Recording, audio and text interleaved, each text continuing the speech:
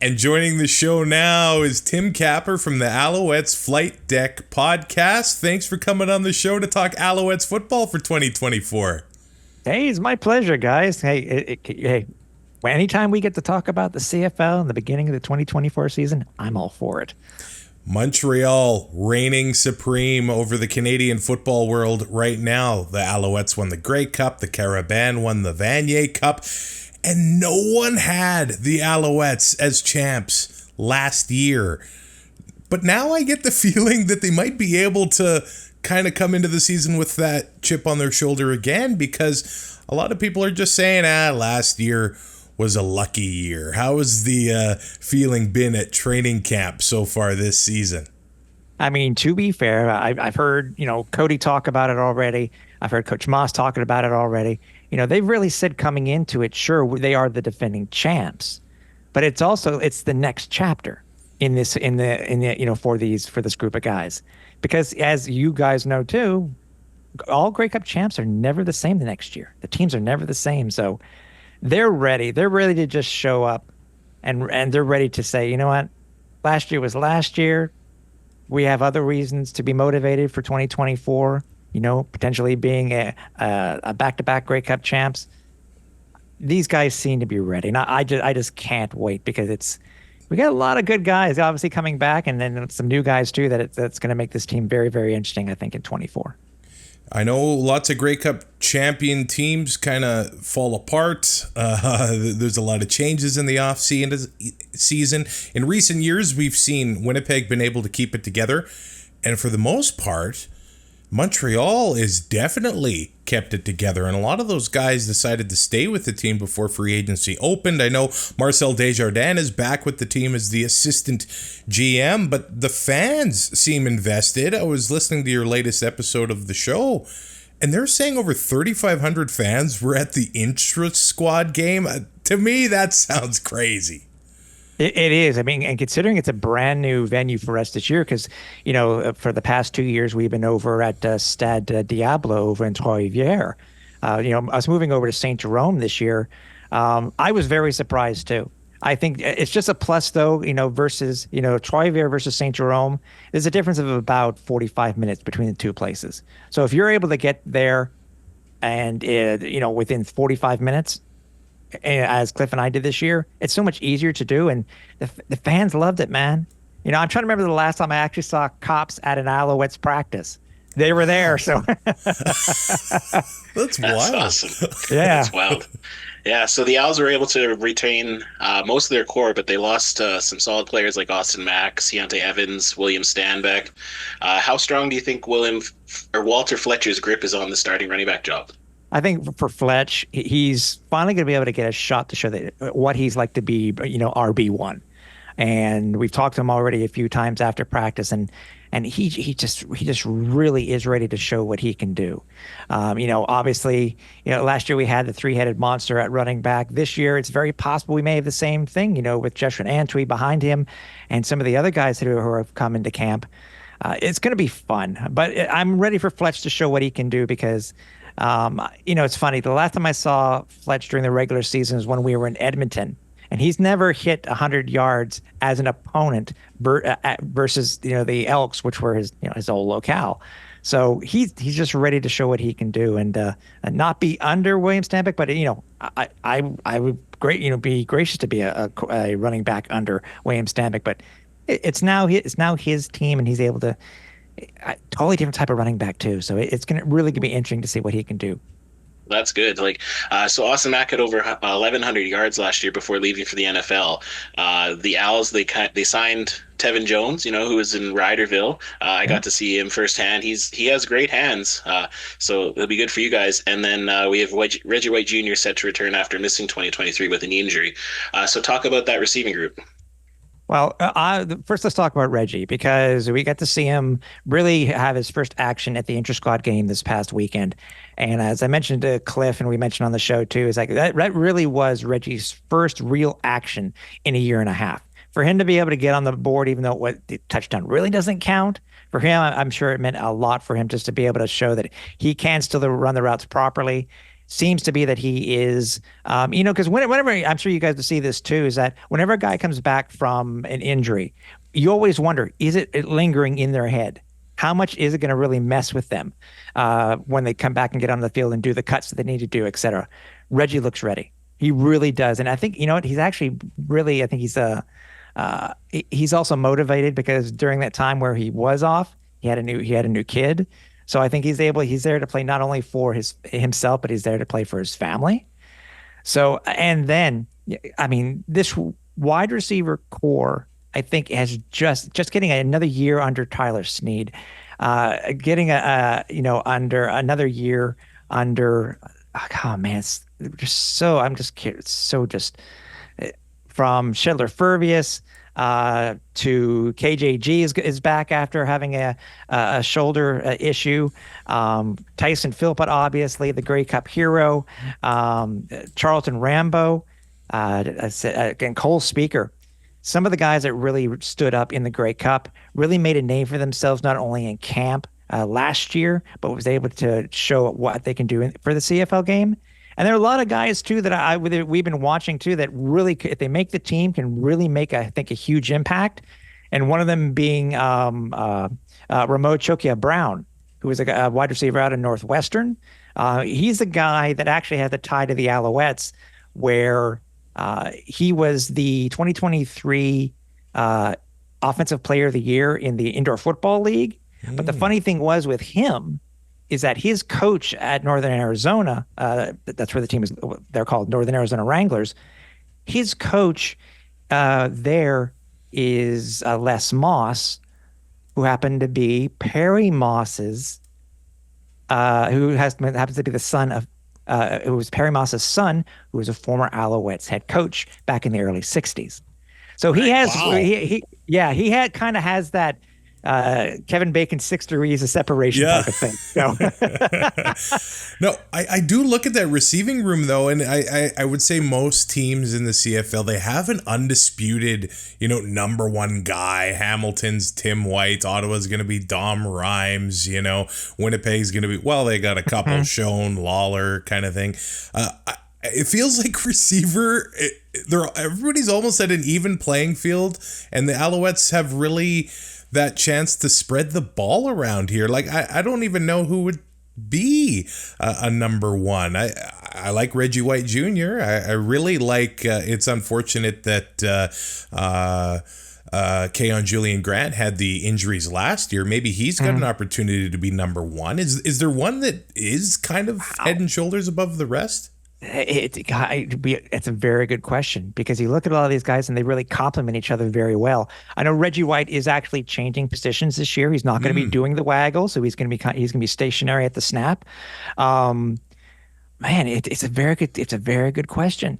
It really is. I mean, I guess we could call it could be a Tyson Philpott. I guess we could call him the one for a one. I guess you have a 1, a 1A, and a 1B, et cetera, et cetera. I mean, there's just so many guys.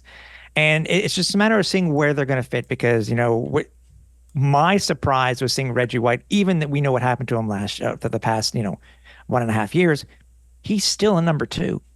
He's still working with the twos, which to me is good because he's complimented by a lot of guys. But all the other guys that we've been talking about, including Tevin Jones, et cetera, he's 1. So he's taking basic over for Austin Mack. We're gonna have to wait and see. Let's wait and see what happens at the their first preseason game. Let's see who gets most of the reps, etc. And maybe we can decide who they will deem as WR1. In short amount of time last year, I felt like James Letcher Jr. already put a lot of highlights on tape. Is that going to be happen again this year? I mentioned the Cliff. The dude is in his early 20s, but he just seems to be a kid at heart. I think they were doing something over on social media the other day with Tyson, and he photobombs a video session. The guy looks like he watching him at camp, he's having so much fun. And he's now the returner right now in Montreal. Nice. They've got a couple of guys that are behind him, but I think right now, could he bring it to the house? Sure, why not? I mean, he looks really set, but it's funny how the Owls have been able to, when it comes to the returning game, It seems like everybody is able to step in. Letcher goes down late in the third quarter in the Grey Cup. Tyson Philpott knows how to do the receive, how to return. That's how he basically started before he became a wide receiver here in the CFL. So he knows what to do. But Letcher, I can't wait to see what he does, man. He's gonna be so much fun to watch. And if you haven't seen him, you got to watch an Owls broadcast and just see what he can do.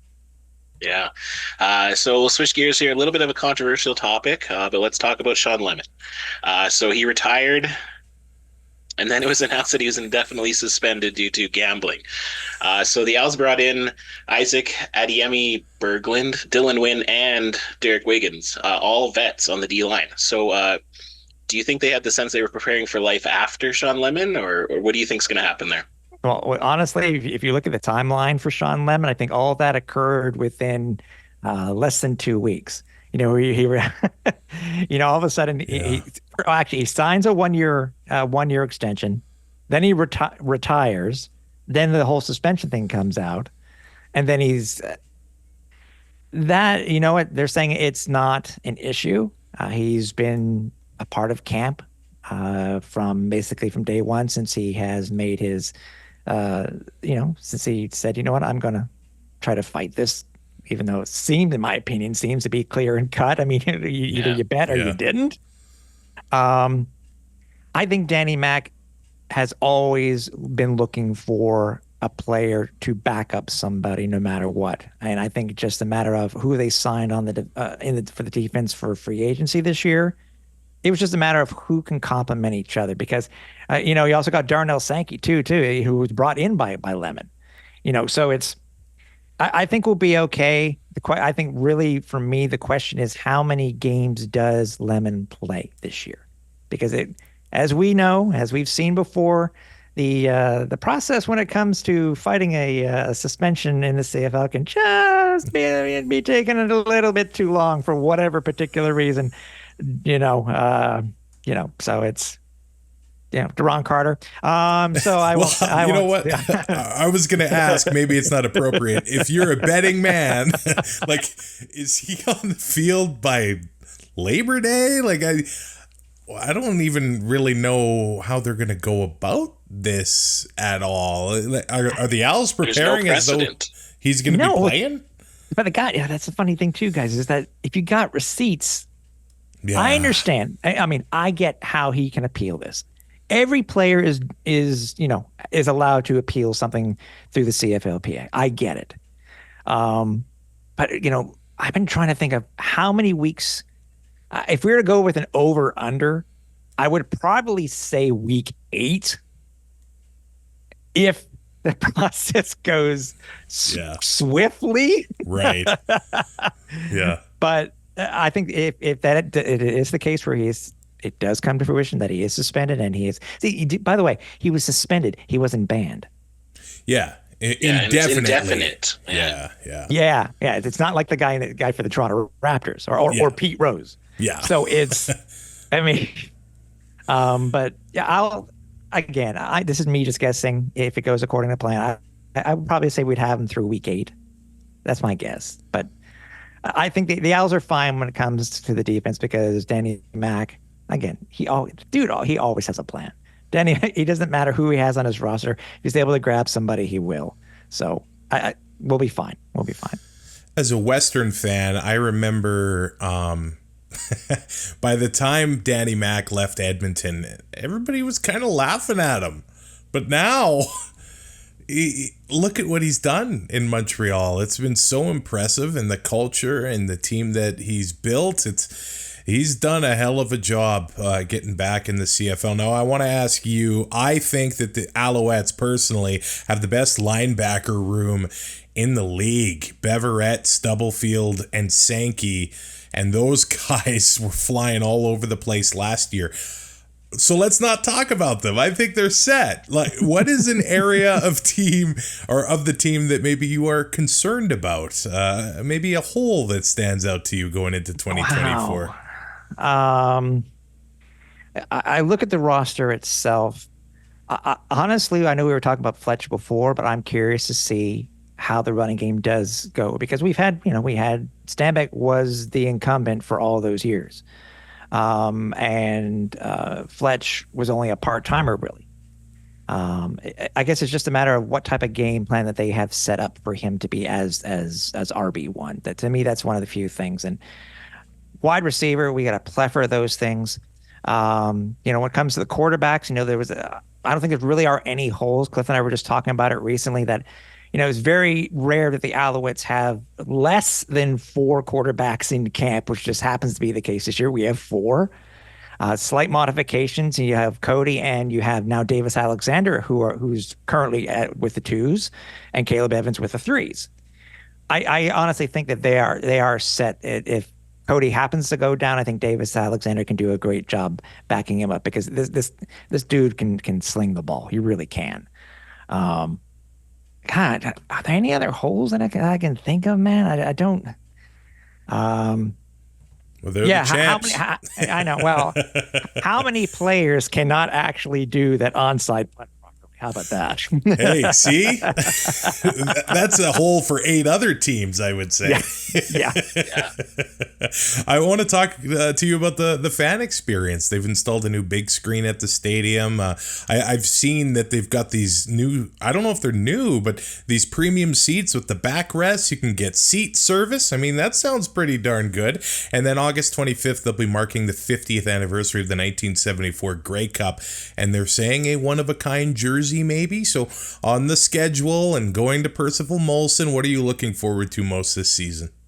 I'm obviously, first and foremost, I'm looking forward to the atmosphere. I honestly think that the game on June 20th, when they unveil the banner, I would not be surprised if it's going to be very close to being a game that's sold out.